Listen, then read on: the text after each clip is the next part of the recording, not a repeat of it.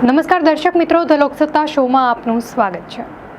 ભારત સરકારની મહત્વાકાંક્ષી ગ્રામીણ રોજગાર યોજના મનરેગા હવે એક નવા સ્વરૂપ અને નવા નામ વિકસિત ભારત જીરામજી તરીકે ઓળખાશે।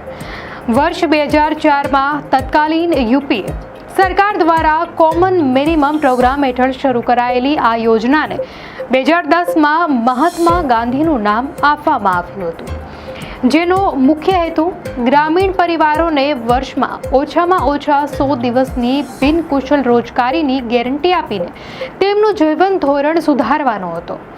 જોકે હવે કેન્દ્ર સરકાર આ યોજનાને વિકસિત ભારત 2047ના વિઝન સાથે જોડીને ગ્રામીણ વિકાસના માળખામાં મોટા ફેરફારો કરવા જઈ રહી છે।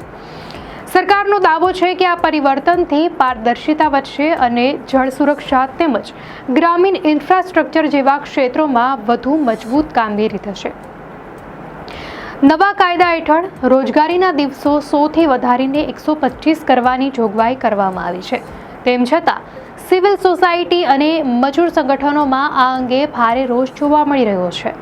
ગુજરાત સહિત દેશભરના નિષ્ણાંતો અને કાર્યકરોનું માનવું છે કે આ ફેરફાર મનરેગાની મૂળભૂત વિભાવનાને ઠેસ પહોંચાડી રહ્યો છે।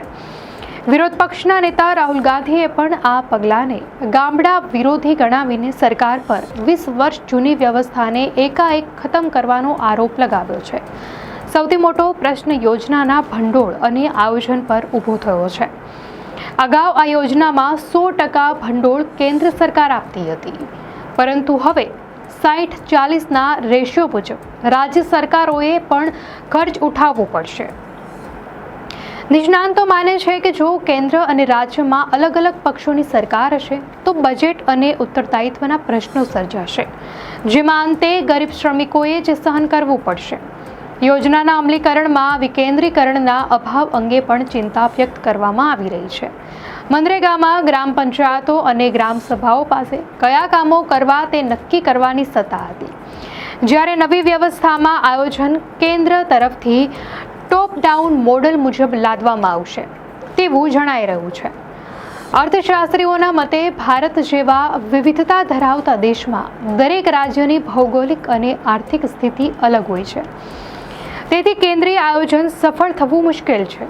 આ ઉપરાંત ટેકનોલોજીના ઉપયોગ જેવા કે મોબાઈલ એપ દ્વારા ઓનલાઈન હાજરી પૂરવાની પદ્ધતિ અંતરિયાળ અને ડુંગરાળ વિસ્તારોમાં શ્રમિકો માટે માથાના દુખાવા સમાન બની છે, જેના કારણે કામ કરવા છતાં વેતન મળવામાં વિલંબ થાય છે। તો બીજી તરફ ભ્રષ્ટાચાર અને ઓછા વેતનની સમસ્યા પણ આ યોજના સાથે સતત જોડાયેલી રહી છે। શ્રમિકોની ફરિયાદ છે કે હાલનું લઘુત્તમ વેતન મોંઘવારીના જમાનામાં ગુજરાન ચલાવવા માટે પૂરતું નથી। સાથે જ કોન્ટ્રાક્ટર પ્રથા અને જેસીબી જેવા મશીનોનો ઉપયોગ વધતા શ્રમિકોને મળતી રોજગારી પણ છીનવાઈ રહી હોવાના આક્ષેપો થઈ રહ્યા છે। જોકે સરકાર મક્કમ છે કે જીરામજી યોજના દ્વારા ગ્રામીણ વિસ્તારોમાં જળ સંરક્ષણ, સિંચાઈ અને રસ્તાઓની કનેક્ટિવિટી વધવાથી ખેડૂતોને સીધો ફાયદો થશે અને ગ્રામીણ અર્થતંત્રને નવા બજારો સાથે જોડી શકાશે। આમ નામ અને માળખાના આ બદલાવ વચ્ચે અત્યારે તો સરકારના વિકસિત ભારતના દાવા અને શ્રમિકોની રોજગારની સુરક્ષા વચ્ચે મોટો સંઘર્ષ જોવા મળી રહ્યો છે।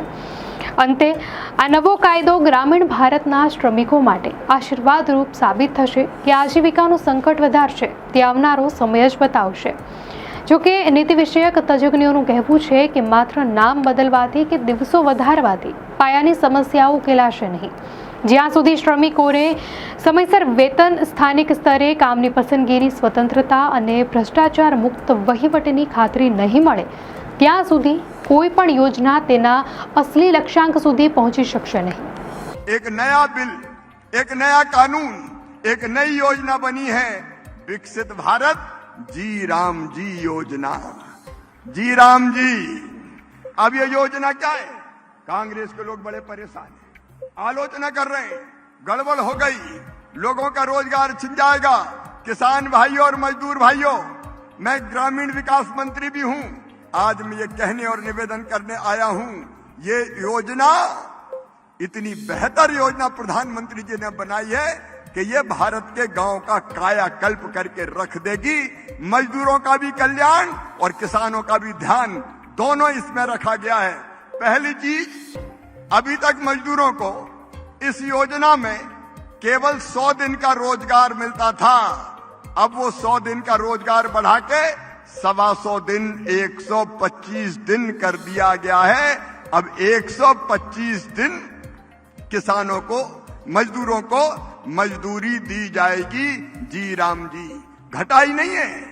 ये मजदूरों को डराने की कोशिश कर रहे हैं, साजिश रच रहे हैं, भ्रम फैलाने की। लेकिन 100 दिन के बजाय 125 दिन। और ये मामा ऐसे ही नहीं कह रहा, इसके लिए पैसा भी आदरणीय मुख्यमंत्री जी और किरोड़ी लाल जी हमने बढ़ाए। अभी तक 88,000 करोड़ रुपया केवल मनरेगा का बजट होता था। कांग्रेस ने तो 40,000 करोड़ से ज्यादा कभी खर्च नहीं किए। ये नरेंद्र मोदी जी है जिनने 1,11,000 करोड़ रुपया तक हर साल देने का काम किया। लेकिन अब इस साल जो प्रस्तावित बजट है वो है 1,51,282 करोड़ रुपया। 1,51,282 करोड़ रुपया कांग्रेस ने तो कभी दिया नहीं। હવે જોવાનું એ રહેશે કે સરકાર વિરોધ કરી રહેલા સંગઠનો અને શ્રમિકોની ચિંતાઓને ધ્યાને રાખીને અમલીકરણમાં કોઈ ફેરફાર કરે છે કે પછી પોતાના નવા વિઝન સાથે જ આગળ વધે છે। દર્શક મિત્રો, અંગે આપની શું પ્રતિક્રિયા છે અમને કોમેન્ટમાં ચોક્કસથી જણાવશો। અને જો આપને આ માહિતી સારી લાગી હોય તો વિડીયોને લાઇક કરો અને ચેનલને સબસ્ક્રાઇબ કરો।